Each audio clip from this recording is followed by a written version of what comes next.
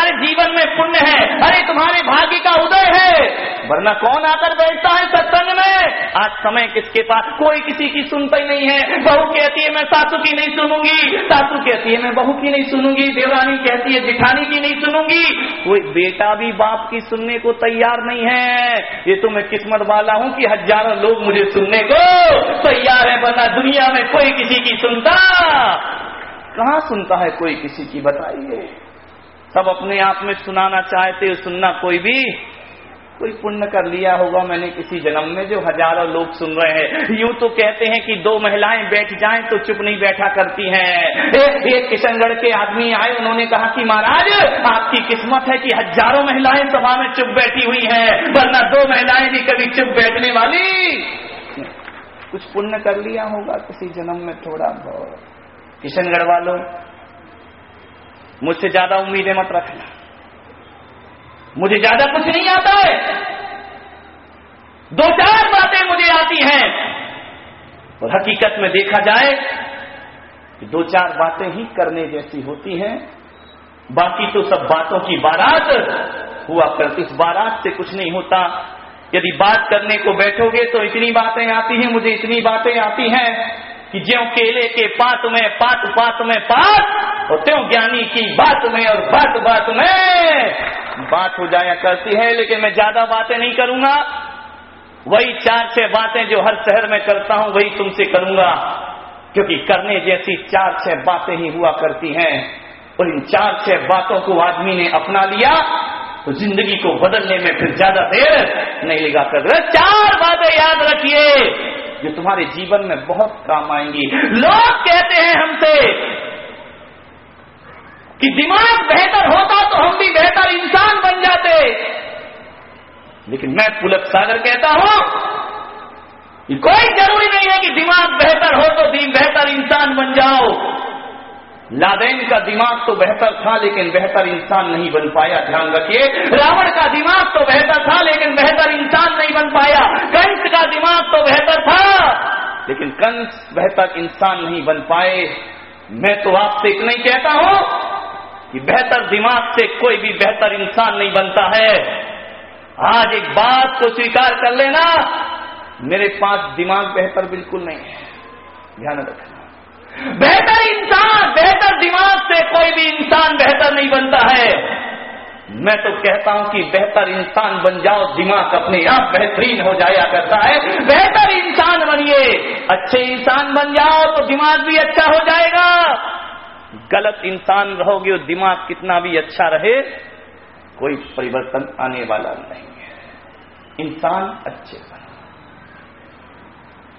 आदमी आदमी से लड़ रहा है और उन चीजों के लिए लड़ा है जिसका कोई महत्व नहीं हुआ करता है।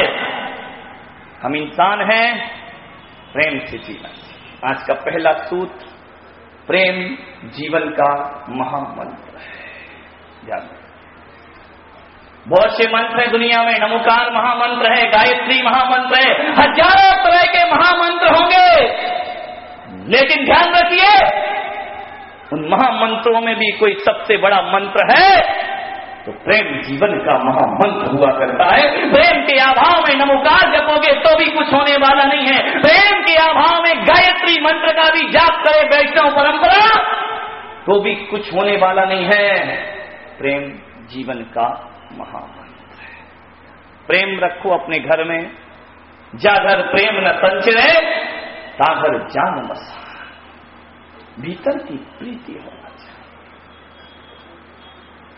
ध्यान। वो प्रेम जगाने के लिए एक बात स्मरण में रखना, यदि तुम्हारे संबोधन अच्छे होंगे तो संबंध भी अच्छे होंगे, और संबोधन खराब होंगे तो संबंध भी खराब हो जाया करते। अपने संबोधन अच्छे रखिए, अपनी भाषा अच्छी रखिए। इसलिए साधु को कहा भाषा समिति, भाषा पे कंट्रोल होना, भाषा को सीमित रखना, भाषा हितमित और प्रिय होना चाहिए। भाषा समिति का उपदेश किया गया है। ध्यान रखिए, एक बात याद रखना कि कितना भी आप सामायिक कर लो, कितना भी आप प्रतिक्रमण कर लो, और कितना भी भगवान का ध्यान कर लो, और कितने भी घंटों घंटों भगवान की पूजा कर लो, यदि तुम्हारी भाषा में गाली गलौच मौजूद है तो वह सामायिक सिवा अधर्म के और कुछ नहीं हुआ करती है, वह प्रतिक्रमण सिवा अधर्म के और कुछ नहीं हुआ करता है। भाषा को अच्छा बनाइए, भाषा ही जोड़ती है और भाषा ही दिलों को तोड़। कौन कहता है कि युधिष्ठिर या दुर्योधन के कारण महाभारत हुई थी? नहीं, महाभारत के इतिहास को उठा करके देखो। और जब मैंने महाभारत जैसा ग्रंथ पढ़ा, पांडव पुराण पढ़ा, जब मैंने वैष्णवों का महाभारत पढ़ा, उसमें यही निष्कर्ष निकाला पढ़ने के बाद, ध्यान रखना कि ना तो दुर्योधन के कारण महाभारत हुई, न दुशासन के कारण महाभारत हुई। इस धरती पर यदि महाभारत का काला इतिहास लिखा जाता है, न पांडवों के कारण न धृतराष्ट्र के कारण। इस देश में यदि महाभारत होती है तो पांडव, कौरव और दुशासन के कारण नहीं। देश में महाभारत होती है तो गलत भाषा के कारण महाभारत हुआ करती है। वाणी में यदि सच मिठास नहीं है, वाणी में यदि आपके रस नहीं टपकता है तो महाभारत हो। दो चीज देश में प्रसिद्ध है, एक रामायण और एक महाभारत। ध्यान रखना, महाभारत देश का आदर्श नहीं है, महाभारत हमारी सभ्यता नहीं है। महाभारत कोई देश को गरिमा नहीं दिलाया करता है। देश को यदि कोई गरिमा दिलाता है तो रामायण जैसा ग्रंथ देश को गरिमा दिलाया करता है। ध्यान रखना, रामायण का जीवन जीने के लिए रामायण पढ़ना जरूरी है, लेकिन महाभारत पढ़े बिना भी घर घर में क्या चल रहा है? सास ने कहा यूं और बहू ने कहा क्यों, अत्रि महाभारत प्रस्तुत करता गोदरेज। ध्यान रखिए, घरों में यही चल रहा है। महाभारत घर घर में है। महाभारत पढ़ो या ना पढ़ो, लेकिन आदमी को रामायण जरूर जीना चाहिए। दोनों ही इतिहास के बहुत बड़ी घटनाएं हैं। रामायण भी एक घटना है और महाभारत भी एक घटना है, लेकिन दोनों घटनाओं को देखने का यदि प्रयास करोगे, जब दो भाई कुर्सी के लिए लड़ते हैं तो महाभारत खड़ी होती है, और जब दो भाई कुर्सी छोड़ने के लिए तैयार होते हैं तो रामायण जैसा ग्रंथ खड़ा हो जाया करता है। तो रामायण बनती है कुर्सी को छोड़ने से और महाभारत बनती है कुर्सी को पकड़ने से। ध्यान रखिए, ये घरों में जो कुर्सियों की लड़ाई जब तक रहेगी ना, तब तक तुम्हारे घर में महाभारत होती रहेगी। ध्यान रखिए, एक गलत भाषा ने महाभारत खड़ी कर दी। द्रौपदी का एक शब्द, इंद्रप्रस्थ की रचना की पांडवों ने। दुर्योधन ने सोचा कि बड़ा अद्भुत इंद्रप्रस्थ बना है, चलो चल करके देखते हैं कि उन दर दर भटकने वाले पांडवों ने बनाया क्या है। ऐसा अद्भुत नजारा था कि जहां पानी होता था वहां सूखा दिखता था, और जहां सूखा दिखता था वहां पानी। नजरों को भ्रम में डाल दे ऐसा महल बनाया पांडवों ने। दुर्योधन दुर्बुद्धि चला देखने को, और जैसे ही गया जहां देखता है पानी है वहां तो संभल के चलता, जबकि वहां पानी नहीं था। और जहां पानी नहीं दिखता, सूखा दिखता है, वहां वो बेसंभल के नहीं चलता, धड़ाम से गिरता है पानी में। झरोके से आवाज आती है, दोस्ती का एक अट्ठास कि अंधे का पुत्र।